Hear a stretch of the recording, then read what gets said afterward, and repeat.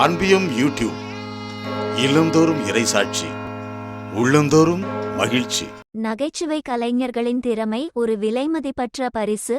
தனியாகச் சிரிப்பதை விட ஒன்றாகச் சிரிப்பது எளிது. மகிழ்ச்சி நம்மை பகிர்வுக்கு இட்டுச் செல்வதோடு மட்டுமல்லாமல் சுயநலம் மற்றும் தனித்துவத்திற்கு மாற்றாக அமைகிறது.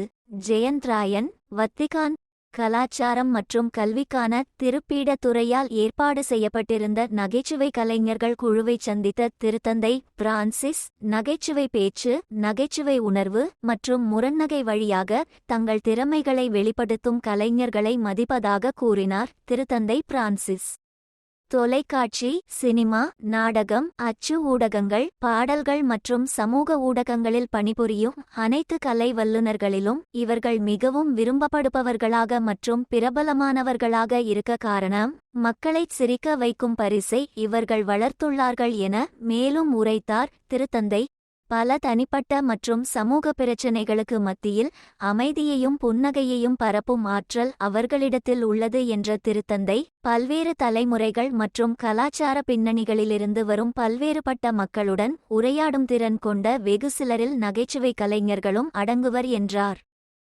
சிரிப்பு என்பது பிறரை எளிதாக தொற்றிக்கொள்ளக்கூடிய ஒன்று என்ற திருத்தந்தை அவர்கள், தனியாகச் சிரிப்பதை விட ஒன்றாகச் சிரிப்பது எளிது என்றும், மகிழ்ச்சி நம்மை பகிர்வுக்கு இட்டுச் செல்வதோடு மட்டுமல்லாமல் சுயநலம் மற்றும் தற்போக்கிற்கு மாற்றாக அமைகிறது என்றார்.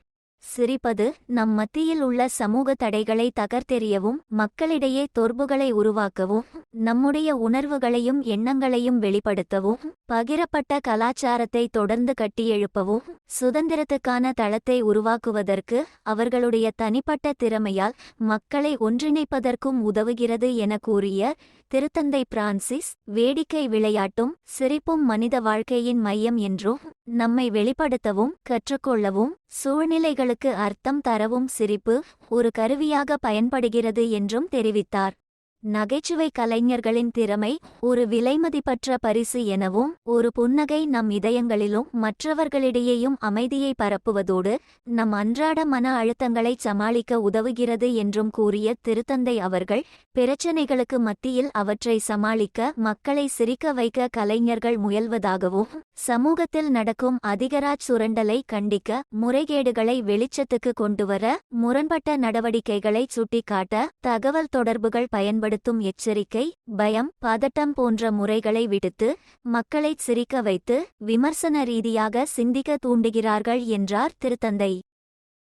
வெவ்வேறு வடிவங்களிலும் முறைகளிலும் நகைச்சுவையை சிந்திக்கவும் பேசவும் தெரிந்திருக்க கலைஞர்களுக்கு அழைப்பு விடுத்த திருத்தந்தை அவர்கள், நகைச்சுவை உணர்வு என்பது பிறரின் இயலாமையை புண்படுத்துவதோ அவமானப்படுத்துவதோ இல்லை என்றும், நகைச்சுவை உணர்வு யாருக்கும் எதிரானது அல்ல, மாறாக வெளிப்படைத்தன்மை, பரிவு என அனைத்தையும் உள்ளடக்கியது ஆகும் என்றார். கடவுளிடம் நாம் நிச்சயமாக சிரித்து பேச முடியும் என்று கூறிய திருத்தந்தை அவர்கள், நாம் விரும்பும் நபர்களுடன் விளையாடுவது இந்த அன்பியம் யூடியூப் சேனலை நீங்கள் ஷேர் பண்ணுங்க, சப்ஸ்கிரைப் பண்ணுங்க, லைக் பண்ணுங்க. Wish you all the best.